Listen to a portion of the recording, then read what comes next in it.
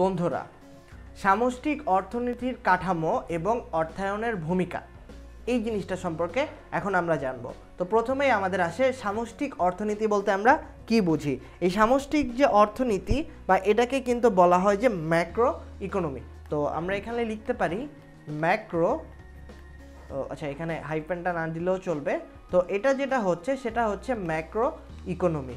তো আমরা কিন্তু জানি আমাদের যে এই যে ইকোনমিটা সেটা হচ্ছে দুই ধরনের, একটা হচ্ছে ম্যাক্রো ইকোনমি আর একটা হচ্ছে মাইক্রো ইকোনমি। তো তার মধ্যে ম্যাক্রো ইকোনমি জিনিসটা হচ্ছে যে কোনো জিনিস স্বতন্ত্রভাবে আলোচনা না করে অ্যাজ এ হোল চিন্তা করা হয়। যেমন আমাদের দেশের যে সার্বিক যে অর্থ ব্যবস্থা এই জিনিসটা নিয়ে যেখানে আলোচনা করা হয় সেটাই হচ্ছে আমাদের ম্যাক্রো ইকোনমি। এখন কথা হচ্ছে যে এই একটা দেশের অর্থ ব্যবস্থায় সামগ্রিক চাহিদা ও সামগ্রিক যোগানের দ্বারা কিভাবে সাধারণ দামস্তর নির্ধারিত হয় তাই সামষ্টিক অর্থনীতিতে আলোচনা করা হয়। অর্থাৎ আমরা কিন্তু জানি আমাদের এই যে একটা জিনিসের চাহিদা, আমাদের এই যে চাহিদা এবং এই যে যোগান, এই দুটার মাঝখানে এই দুটা জিনিস নিয়ে যেখানে আলোচনা করা হয় এবং দুটার অ্যানালাইসিস করে যখন দাম ঠিক করা হয় তখন কিন্তু বা যেই জায়গাটাতে বা যেটা নিয়ে আলোচনা করা হয় সেটাকে কিন্তু ম্যাক্রো ইকোনমি বা সামষ্টিক অর্থনীতি বলা হয়। কারণ আমরা কিন্তু জানি আমাদের দেশের মোট উৎপাদন, মোট জাতীয় আয়। তো আমরা যদি এখানে লিখি মোট উৎপাদন, এরপরে মোট জাতীয় আয়, আমাদের মোট উৎপাদন, মোট জাতীয় আয়, এরপরে আসে মোট সঞ্চয়। তো আমরা এখানে সঞ্চয় লিখতে পারি, মোট সঞ্চয়, তারপর এরপরে আসে মোট বিনিয়োগ,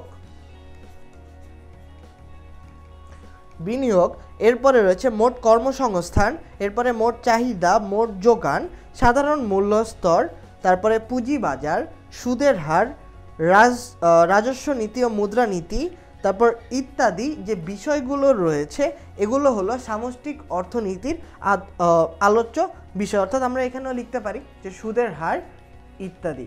তো আরও যে পয়েন্টগুলো আমরা বললাম এর বাইরেও কিন্তু আরও অনেক কিছু রয়েছে যেগুলো নিয়ে সামষ্টিক অর্থনীতি এবং এর মাধ্যমে এই যে অর্থায়নের ভূমিকা সেটা নিয়ে আলোচনা করা হয়। অর্থাৎ সামষ্টিক অর্থনীতিতে যেটা করে যেটা আমরা এখানে বললাম, আমাদের যে এই যে যা কিছু রয়েছে পুরো অর্থনীতির যে ব্যাপারগুলো রয়েছে সেগুলো নিয়ে চিন্তা করা হয় এবং এখানে অর্থায়নের কি প্রয়োজন রয়েছে, অর্থাৎ আমাদের মোট উৎপাদনের ক্ষেত্রে অর্থায়নের কীরকম প্রয়োজন রয়েছে, জাতীয় আয় বৃদ্ধিতে অর্থায়নের কীরকম প্রয়োজন রয়েছে, সঞ্চয়ের মাধ্যমে আমাদের দেশের অর্থায়ন কিভাবে হচ্ছে, প্লাস এখানে এটা ইকোনমিতে কি ধরনের প্রভাব ফেলছে, এই জিনিসগুলো নিয়ে কিন্তু আলোচনা করা হয় আমাদের এই যে এই সামষ্টিক অর্থনীতির যে কাঠামো এবং অর্থায়নের ভূমিকা যেটা নিয়ে আমরা কথা বলছি এটাই কিন্তু সেই মূল বিষয়টা।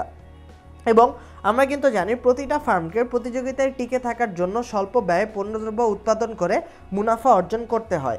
এক্ষেত্রে অর্থায়ন সম্পর্কে জ্ঞান থাকলে প্রতিটা ফার্ম সঠিক আর্থিক পরিকল্পনার মাধ্যমে সঠিক সময়ে সঠিক পরিমাণ অর্থ সংগ্রহ ও যথাযথভাবে বিনিয়োগের মাধ্যমে স্বল্প ব্যয়ে পণ্যদ্রব্য উৎপাদন করে মুনাফা অর্জন করতে সক্ষম হয়। এই জাতীয় যে আলোচনাগুলো করা হয় এবং এই যে অর্থায়নের ক্ষেত্রে বা হচ্ছে এই সামষ্টিক অর্থনীতির যখন কাঠামো থাকে এই কাঠামোতে কিন্তু এই অর্থায়নগুলো এভাবে ভূমিকা পালন করে। অর্থাৎ অর্থায়ন যদি সঠিকভাবে করা হয় মানুষের চাহিদা এবং যোগানের ওপর ভিত্তি করে যখন ভালোভাবে অর্থায়ন করা হয় তখন কিন্তু আমাদের এই যে সামষ্টিক অর্থনীতি বা আমাদের মোট যে অর্থনীতিটা থাকে বা সার্বিক অর্থনীতি সেটা কিন্তু ঠিক থাকে। কারণ আমরা কিন্তু জানি দাম যখন অনেক বেড়ে যাবে তখন কিন্তু মুদ্রাস্ফীতি হয়। সো মুদ্রাস্ফীতি অনেক বেশি হওয়াটাও কিন্তু অর্থনীতির জন্য হুমকি স্বরূপ হতে পারে।